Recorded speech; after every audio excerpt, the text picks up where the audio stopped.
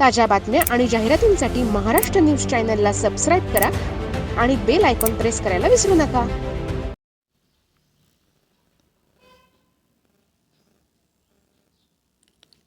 श्रावण महिन्याच्या पावन पर्वानिमित्त श्री गौरी शंकर मंदिर सेवाकुंज यांच्या वतीनं आज रविवारी सकाळी कावड यात्रेचे आयोजन करण्यात आले. यावेळी मोठ्या संख्येने शिवभक्त आणि कावडधारक सहभागी झाले होते. भगवान महादेवाच्या जयघोषात, ढोल ताशांच्या गजरात आणि भक्तिमय वातावरणात कावड यात्रा उत्साहात पार पडली.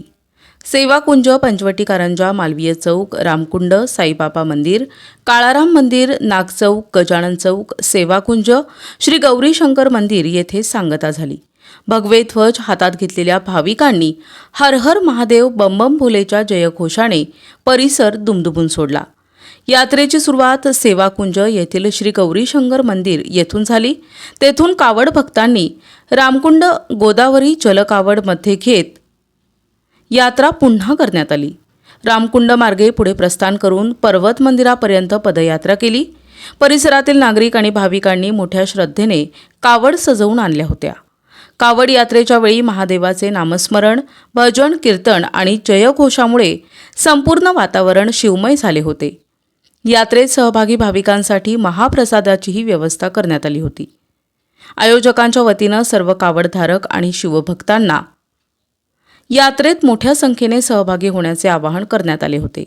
यावेळी श्री गौरी शंकर मंदिर पुजारी मोहन शर्मा, गजानन शर्मा, हर्षल शर्मा, अंश शर्मा, शिवांश शर्मा, कियान आर्यन, राजकुमार व्यास, कृष्ण व्यास, पलक व्यास, सचिन पुजारी, मधुसूदन शर्मा, प्रल्हाद जयकर, सोपान जयकर, धनराज वाले, रोहित देशमुख, करण पंजाबी, किशोर आणि मनोज साळुंके, अमेय जमदाडे, पोकरमल भार्गव, सुनील चव्हाण, बाबूलालजी, भीमजी कुमावत, सागर सोमवंशी, ओमप्रकाश शर्मा, शिवभजन मंडळ, महिला मंडळ भाविकांच्या उत्स्फूर्त प्रतिसादामुळे कावड यात्रेला विशेष रंगत आली. कावड यात्रेविषयी सोपान जयकर आणि शिवभक्ताने माहिती दिली. श्रद्धा, भक्ती आणि एकतेचा संदेश देणाऱ्या या कावड यात्रेमुळे परिसरात उत्साहाचे आणि भक्तिमय वातावरण निर्माण झाले होते. आओ मिलकर करे महादेव की भक्ती, कावड यात्रा बने एकता की शक्ती या संदेशाने यात्रेचा समारोप करण्यात आला.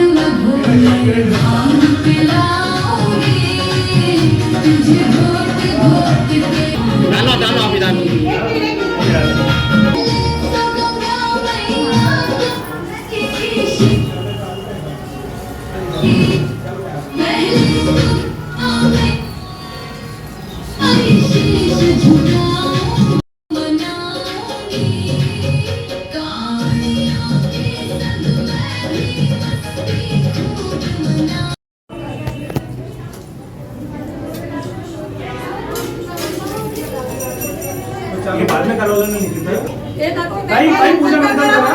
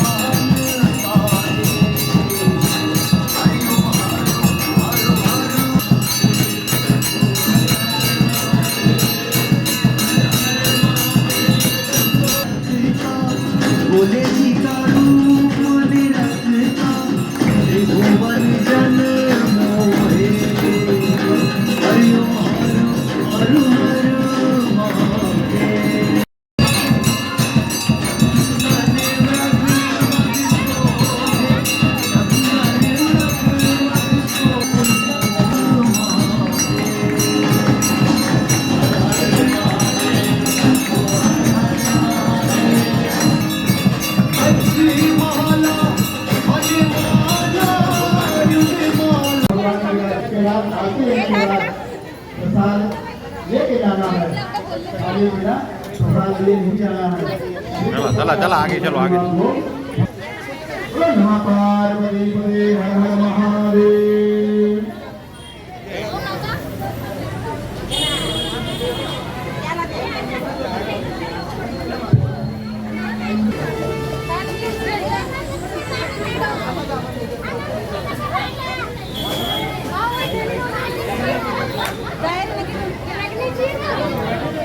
नमस्कार.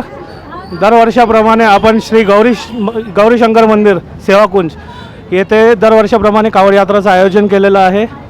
दरवर्षी आम्ही या मंदिरातून रामकुंडावर जाऊन तिथून पवित्र पावन जल घेऊन इथे शिवाभिषेक करतो. त्यानिमित्त आज त्यांचे अभिषेक व महाप्रसाद ठेवलेला आहे. आम्ही श्रावण मास शंकराला अतिप्रिय आहे. या मासात जर तुम्ही चांगल्या मनात शिवजीची आराधना केली, पूजन केले तर ते तुम्हाला प्रसन्न होतील, लवकर प्रसन्न होता आणि मन इच्छित वर तुम्हाला देतात. मंदिरात नर्मदेश्वर शिवलिंग आहे, तो एकदम रेअर राहतो. त्याच्या पूजनाने शिवजी अतिप्रसन्न होता. 60 वर्षा अगोदरचं मंदिर आहे, त्याचा आता 4 वर्षा अगोदर जीर्णोद्धार झालेला आहे आणि त्याच्यानंतर आपली ही प्रक्रिया चालू है कावड़ यात्रा की. आज बहुत आनंद लिया. पहले हम सब रामकुंड पर गए थे, उसके बाद में सब महिला मंडल ने भी बहुत उत्साह से सब सहयोग किया, आए सब और शिवजी पे जल अर्पण किया और सबको मनोकामना इच्छा पूर्ण होने की मनोकामना करी, आरती किया और महाप्रसाद भी अच्छे से आरंभ हुआ.